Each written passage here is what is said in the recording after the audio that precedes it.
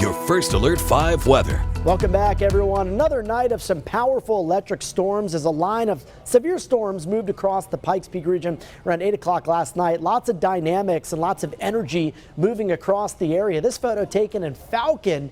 Impressive cloud-to-ground lightning strikes from Carter Chavez. This photo in the Colorado Springs area. Lovely, you can see that supercell moving off of the Cheyenne Mountain area. Check out this photo. Nature at its finest. Electric displays of lightning, cloud to cloud, even some cloud to ground. That photo sent in by Bruce. And then in the Penrose area, we saw a double rainbow after storms moved through your area earlier in the day. And this one back to the Pikes Peak region. Look at the beautiful colors there. The oranges around sunset. The dark grays, we'll call it, even some blues up there in the sky. Photo sent in by Caitlin out of the Fountain area.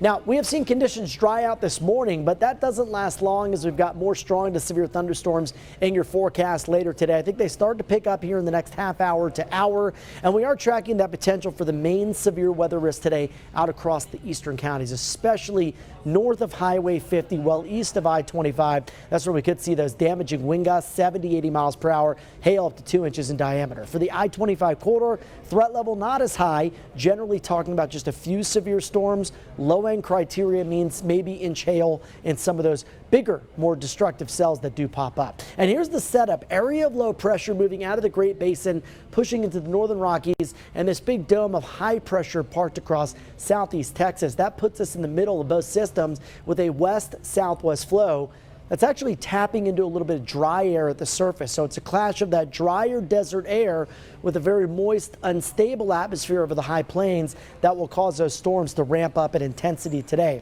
And again, you'll see here over the next couple of hours by 3 o'clock, probably getting the best storm cells up towards the Pikes Peak region, Denver metro. I think that area of the state generally sees the most action, but still today could see some pretty good storm cells by this afternoon to evening. Look at 7 o'clock. Two main areas we're watching. These look to come together, and this is where you get that better supercell development with the stronger wind gusts, again, the larger hail, all possible.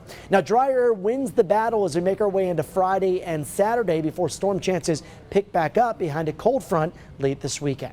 All right, here's a look at those daytime highs today. Upper 80s around Denver and the Springs, mid 90s for Pueblo and La Junta, 88 for Walsenburg, 93 today in Canyon City. And here's that super 7-day forecast. Just a weak chance of a shower on Fridays. We get a temporary push of that drier air. So with rain chances under 30%, I'm not going to include the thunder and lightning icon there. Just a mostly cloudy sky with increasing clouds and maybe a quick passing shower. Now we get a cold front Saturday night that brings in a significant drop in temperatures late this weekend. How about a high of 77? That sounds refreshing considering the heat we saw back in July. For Pueblo, we've got mid-90s, near average highs through Saturday. Also a nice little retreat from the heat with highs in the mid-80s on Sunday to Monday, but that doesn't last long as we're back up to near triple digits by the middle of next week. Canyon City, we've got our thunderstorms today, some stronger ones possible, and a few isolated storms throughout the upcoming weekend. Woodland Park, upper 70s to near 80 through Saturday, cooling down to the low 70s by Sunday. Stay tuned, we'll have more coming up on News 5 at noon after this.